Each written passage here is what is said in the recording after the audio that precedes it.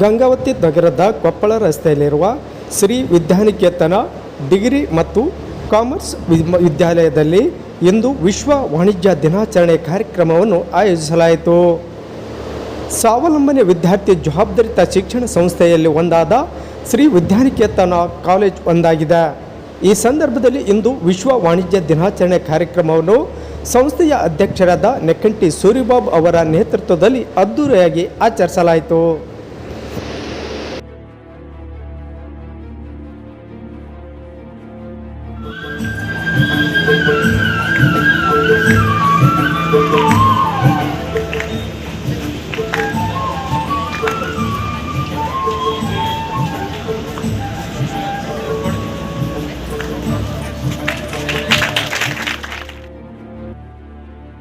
ಯಾರಾದರೂ ಗೆಸ್ ಮಾಡ್ಬೋದಾ?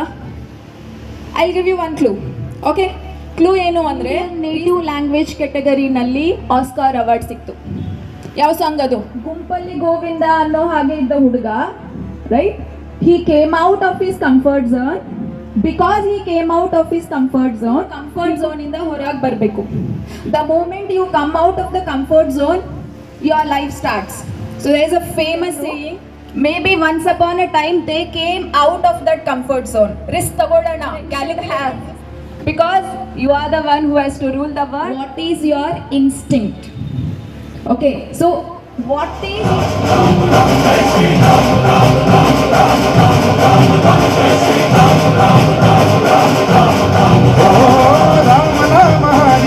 ರಾಮ ಬರುವನು, ಅವನ ಹಿಂದೆ ಹನುಮನು ಇದ್ದೇ ಇರುವನು.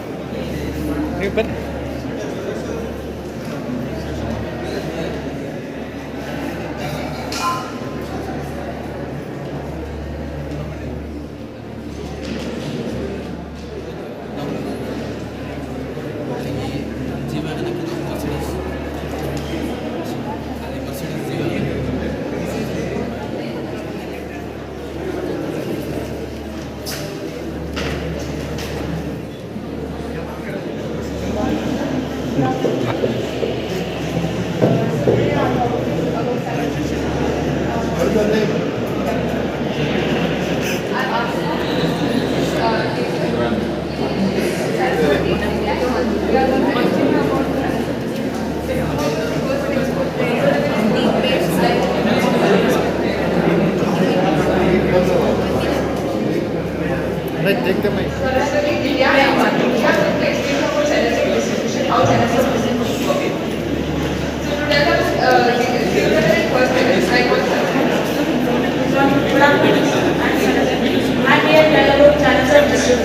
Channels of distribution is nothing but how products are produced in the manufacturing company, how to reach the people. Produce ಈಗ ಪ್ರಾಡಕ್ಟ್ಸ್ ನಾವು ಫ್ಯಾಕ್ಟರಿಯಲ್ಲಿ ಪ್ರೊಡ್ಯೂಸ್ ಮಾಡಿ ಅದನ್ನ ಕಸ್ಟಮರ್ಸ್ಗೆ ನಾವು ಯಾವ ತರ ರೀಚ್ ಮಾಡೋದು ಅನ್ನೋದನ್ನ ಡಿಫರೆಂಟ್ ವೇಸ್ ಅಲ್ಲಿ ನಾವು ಇದನ್ನ ಕಲಿತೀವಿ. ಇದರಲ್ಲಿ 0 level, first level, 1 levels, 2 levels, 3 levels ಅಂತ ಇನ್ ಮ್ಯಾನುಫ್ಯಾಕ್ಚರ್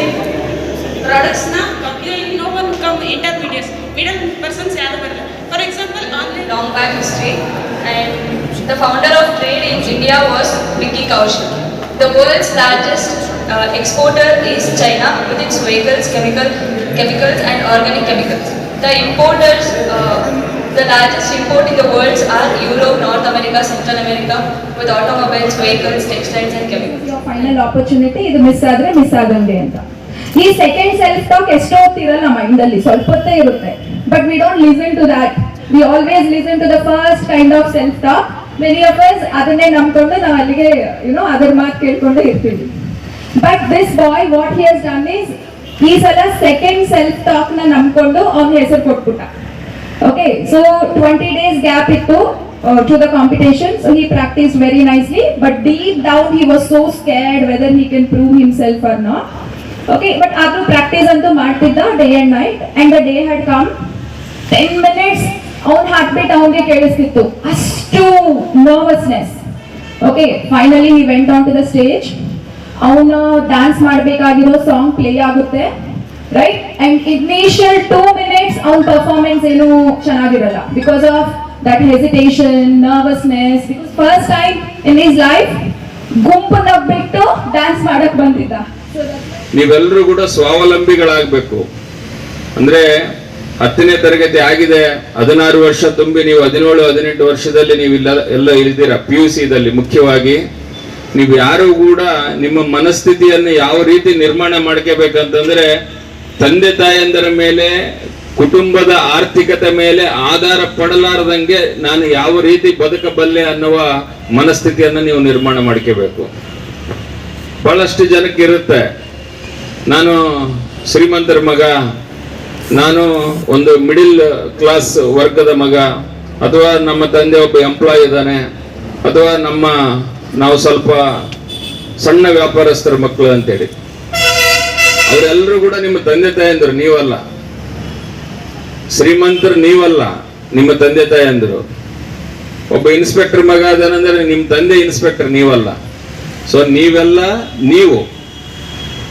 ಸೊ ಹಾಗಾಗಿ ನೀವು ಯಾರು ಕೂಡ ನಿಮ್ಮ ಇತಿಹಾಸದ ಮೇಲೆ, ನಿಮ್ಮ ಆರ್ಥಿಕತೆ ಇತಿಹಾಸದ ಮೇಲೆ ನಿಮ್ಮ ಜೀವನ ನಡೆಸಬೇಡಿ. ಅದರ ಅರ್ಥ ಸ್ವಂತವಾಗಿ ನೀವು ಸ್ವಂತಿಕೆಯಿಂದ ಕಾಮರ್ಸ್ ಮಕ್ಕಳಾಗಿ ಏನು ಕಾಮರ್ಸ್ ಯಾವ ರೀತಿ ಆಯ್ಕೆ ಮಾಡಿಕೊಂಡಿದ್ದೀರಿ, ನೀವೊಂದು ಹ್ಯಾಬಿಟ್ ಮಾಡ್ಕೋಬೇಕು. ಹ್ಯಾಬಿಟ್ ಅಂದ್ರೆ ನೀವು ಸಹಜವಾಗಿ ಬರೀತೀರಿ, ಏನಾದ್ರು ಬರೀ ಮುಂದೆ ನಿಮ್ಗೆ ಫೇಸ್ಬುಕ್ ನಲ್ಲಿ, ಇನ್ಸ್ಟಾಗ್ರಾಮ್ ನಲ್ಲಿ ಬರೀಬೇಕಂದ್ರೆ ಲಿಸನಿಂಗ್ ಮ್ಯೂಸಿಕ್, ಅಥವಾ ವಾಚಿಂಗ್ ರೀಲ್ಸ್, ಅಥವಾ playing cricket are watching cricket ಅಂತೇಳಿ. ಸೊ ನಿಮ್ಮದು ಹ್ಯಾಬಿಟ್ ಅದಾಗಿರ್ಬಾರ್ದು.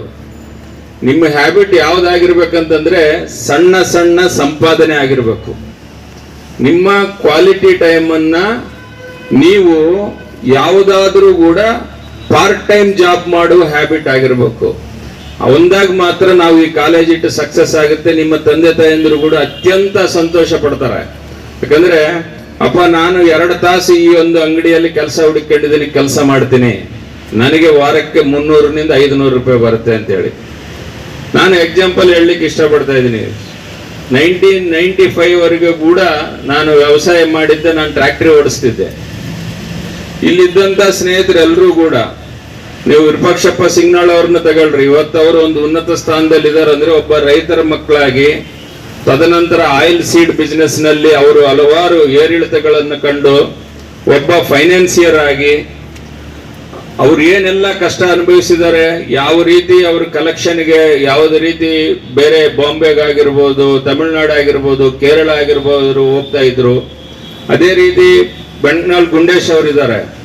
ಅವರು ಮುಖ್ಯವಾಗಿ ಪ್ಯಾಡಿ ಟ್ರೇಡಿಂಗ್ ನಲ್ಲಿ ತಮ್ಮದೇ ಆದಂತ ಬ್ರ್ಯಾಂಡಿಂಗ್ ನಿರ್ಮಾಣ ಮಾಡಿದ್ದಾರೆ ತಮಿಳುನಾಡಕ್ಕೆ. ಪ್ರತಿ ಒಂದು ಚೀಲಕ್ಕೆ ಹಿಂಗ ಗುತ್ತಿ ಹೊಡೆಯೋದಂತೀವಿ ನಾವು, ಆ ಸ್ಯಾಂಪಲ್ ಹೆಂಗಿದೆ ಅಂತೇಳಿ. ಸೊ ಆ ರೀತಿ ಪ್ರತಿ ಒಂದು ಲಾರಿಯಲ್ಲಿ 400 ಚೀಲ ನೆಲ್ಲು ಲೋಡ್ ಆಗ್ತಾ ಇದೆ ಅಂದ್ರೆ, ಆ ಪ್ರತಿಯೊಂದು ಚೀಲಕ್ಕೆ ಗುತ್ತಿ ಹೊಡೆದು ಸ್ಯಾಂಪಲ್ ನೋಡಿ ಕ್ವಾಲಿಟಿ, ತಮ್ಮ ಒಂದು ಗುಣಮಟ್ಟವನ್ನ ಕಾಪಾಡ್ಕೊಳ್ಳೋ ನಿಟ್ಟಿನಲ್ಲಿ ಅವರು ಅಷ್ಟು ಕಷ್ಟಪಟ್ಟಿದ್ದಾರೆ. ಅದೇ ರೀತಿ ವಿನೋದ್ ಸುರಾನ ಕೂಡ. ಸೊ ಪ್ರತಿ ಒಂದು ತಿಂಗಳಲ್ಲಿ ನಾನು ಸ್ನೇಹಿತನಾಗಿ 30 ವರ್ಷದಿಂದ ನೋಡ್ತಾ ಇದ್ದೆ. ಇತ್ತೀಚಿನ ಈ 10 ವರ್ಷದಲ್ಲಿ ಬಿಟ್ರೆ ಪ್ರತಿ ತಿಂಗಳು ಒಂದು 20 ದಿನ ಹೊರ ರಾಜ್ಯದಲ್ಲಿ ಇರ್ತಿದ್ರು.